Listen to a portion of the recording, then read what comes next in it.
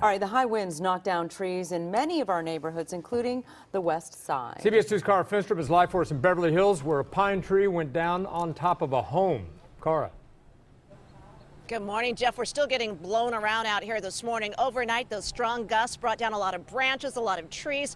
Check this out behind us. Look at that huge pine tree that came crashing down on this Beverly Hills home. It looks like the wind just lifted it right up out of the ground, completely uprooted there. And if we follow it over, you can see where it came also crashing down on the garage there. Some of the branches split off and came down on the car, which is still parked in the driveway. This home yellow tagged, which means access is restricted because it's just not safe. Let's go to some video shot last night by Sky 2. It flew above the tangle of branches as crews arrived to tape off this area, make sure everyone is okay. Fortunately, no one hurt here. The home is near Lexington and Roxbury. The block still sealed off this morning on both sides.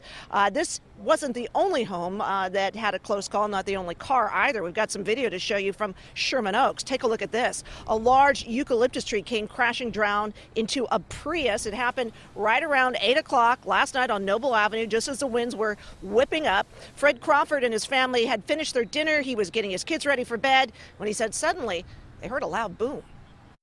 I thought it was an earthquake. I mean, I've been out here for the Northridge earthquake, so I thought it was the beginning of an earthquake, so I calmed everybody down, said stay calm, and I came around and looked, and that was it.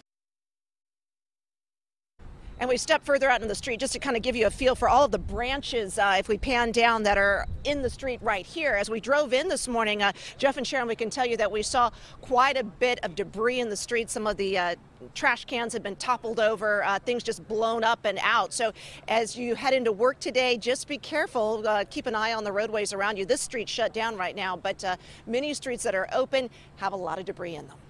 Good advice, Cara Finnstrom in Beverly Hills, and from there we go to Hollywood, where Kandiss Crone is there to show us even more damage. And let's take a look at the damage. Yeah, the owner of this BMW is not going to be a happy camper, guys. As you can see, the tree toppled over onto that car. It looks pretty new to me. It looks like most of the damage is going to be towards the front of the car. But I want to take you to the other side of this tree to show you just how strong these winds have been. It ripped apart this tree pretty much in half. The big chunk of this branch, that's what toppled over onto the car, into the street there. Let's take a look at some live pictures now from West LA, where another tree has toppled over. This is at Ohio and Butler Avenues. Now you can see that tree is blocking the entire street. It appears to have also hit some power lines, so LA Fire Department is now on scene to secure that location.